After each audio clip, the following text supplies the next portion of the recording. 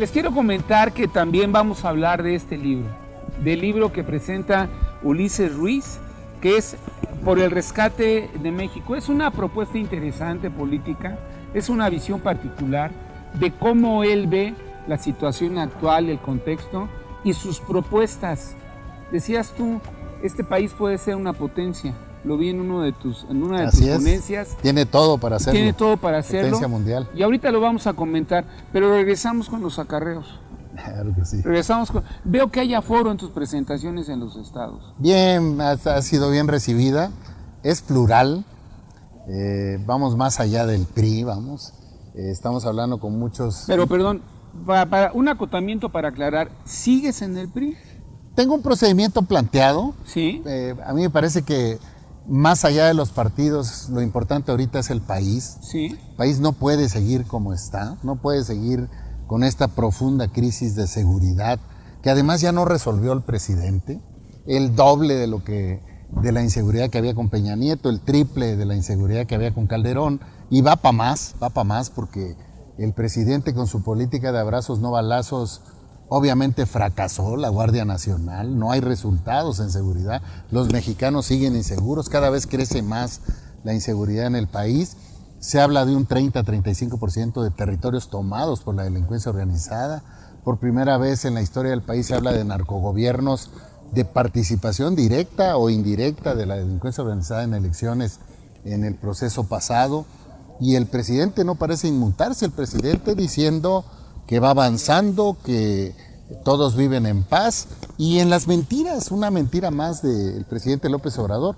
El país no puede seguir en esta crisis económica, no puedes ahuyentar, Juan, no puedes pelearte con quienes invierten el 90% en México. Aquí en el país el 90% de la inversión la hace la iniciativa privada nacional e internacional, y no puedes pelearte con ellos, al contrario, tienes que incorporarlos, tienes que modificar el marco jurídico, tienes que invitarlos para que inviertan en el país, para que lleguen inversiones, para que se generen empleos. El gobierno federal solo invierte el 10% en infraestructura. Y no, así... El 10%. El 10%, el 90% es la iniciativa privada, y ahí están los datos. Entonces, es impresionante ver al presidente peleándose. ¿El presidente ha acotado a la iniciativa privada? ¿La tiene en stand-by o a qué se debe esta falta de inversión? Salvo algunos de sus constructores consentidos que les da las mejores obras, no solo los ha acotado, los persigue. No solo los persigue, cancelando obras fundamentales para el país, como por ejemplo el aeropuerto de Texcoco, el nuevo aeropuerto internacional que canceló en Texcoco, ¿sí? No solo fue una mala decisión, sin ningún argumento, sin ningún elemento de fondo, en una de las obras que iban a ser de las 10 mejores del mundo, que iban a aportar más del 3% del Producto Interno Bruto, con todo lo que significa en creación de empleos, sino que ahuyenta otro tipo de inversiones. Le golpea a quienes piensan invertir en el país, tanto nacionales como extranjeros, y eso obviamente hace que, aunque vayan a los actos, aunque le aplaudan, aunque los entrevisten, de todas maneras no invierten.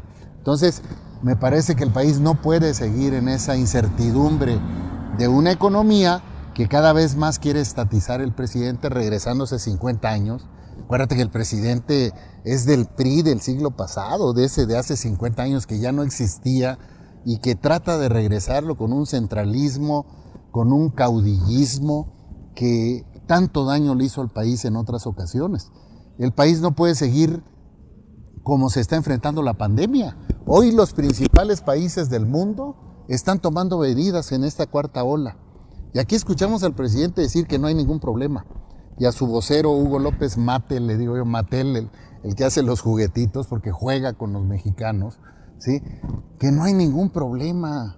Y eso ya lo hemos escuchado, lo mismo dijeron, nada más va a haber en caso extremo 60,000 muertos, estamos llegando a 500,000 de muertos. Y hoy el presidente dice no hay problema con la cuarta ola. Y convoca un acto masivo, mañana en el Zócalo, un acto de egolatría además, porque esa demagogia, o sea, el presidente es muy mentiroso, esa demagogia de informarle al pueblo, 100,000 tipos, los que vayan al Zócalo, porque los van a acarrear, hombre. Claudia ya anunció el acarreo, los gobiernos de Morena, a meterle lana al acarreo para alabar al emperador del palacio, para que se sienta querido por México, cuando sabemos que en todos lados ya le hacen manifestaciones, no lo dejan pasar. En Oaxaca no lo dejaron pasar allá en el Istmo de Tehuantepec, varios integrantes de comunidades indígenas que no están de acuerdo con los proyectos, los medioproyectos que se están haciendo, porque además les falta un buen, no los va a acabar ni el actual gobernador ni el propio López Obrador, y otra vez a engañar a la gente. Entonces, es un presidente muy hecho, dice bien sus mentiras, engaña a cierto sector de la población, pero no está dando resultados. Y el desarrollo social.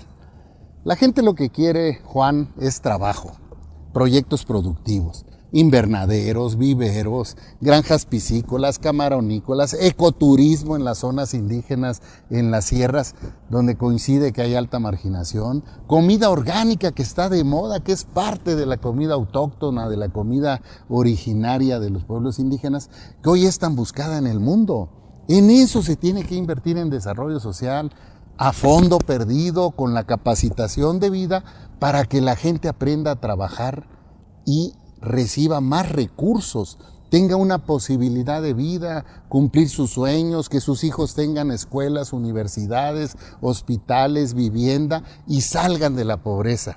Los programas sociales del presidente, que son muy demagógicos, lo único que atacan son los efectos de la pobreza. Y tú tienes que voltear la política social de México para combatir las causas de la pobreza. Y las causas de la pobreza es que porque no tienen trabajo los mexicanos.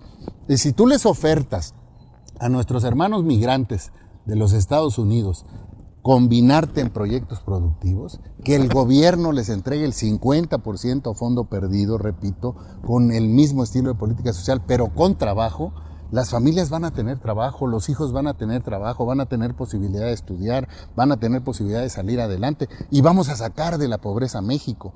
No se trata de hacer un México como plantea el presidente López Obrador, en el que todos seamos pobres. Se trata de que la población que vive en carencias, que vive en pobreza, salga adelante y seamos un país de triunfadores, un país de una potencia mundial.